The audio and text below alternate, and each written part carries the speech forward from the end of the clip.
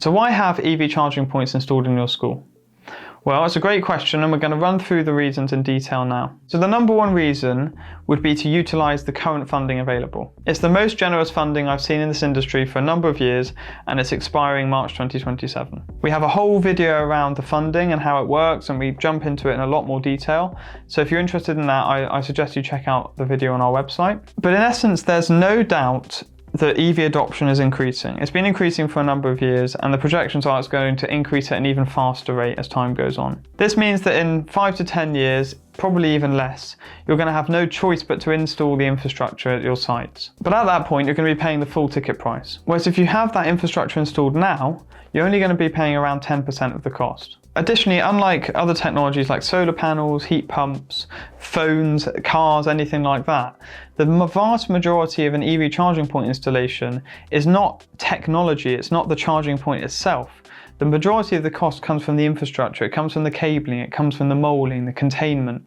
Well, those things don't reduce in quality over time, they don't become outdated. So you don't need to worry about having the infrastructure installed now and then in 5 years time looking back and thinking, well, now I've got redundant technology, because that's just not going to happen. The most common reason we have from schools we work with is all to do with staff retention and appealing to new staff. I'm no expert in your industry, but from what I hear from our CEOs and our heads is that their main driving factor to have EV charging points installed was to appeal to new staff and retain existing staff. The third reason would be to contribute to your climate action plan. As you would be aware, last year every school is now mandated to have a climate action plan in place and contribute to that via various different methods. The fourth reason would be a bit of a bonus reason, but it's to generate revenue. The schools that have a real opportunity to generate revenue are the ones that have the ability to have parents coming in, or even a section of the car park that's open to the public.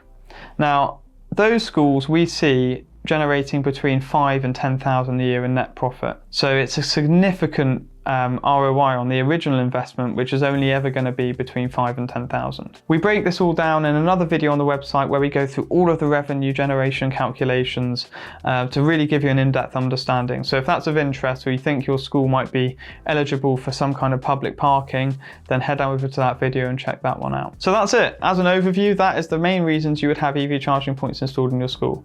Now there may be other reasons that I haven't covered specific to your school, but they're the main reasons we find that our clients are installing EV charging points. I hope that's given you a bit of an overview as to the benefits of installing EV charging points. If you have any questions, feel free to give us a bell or drop us an email and we can answer them.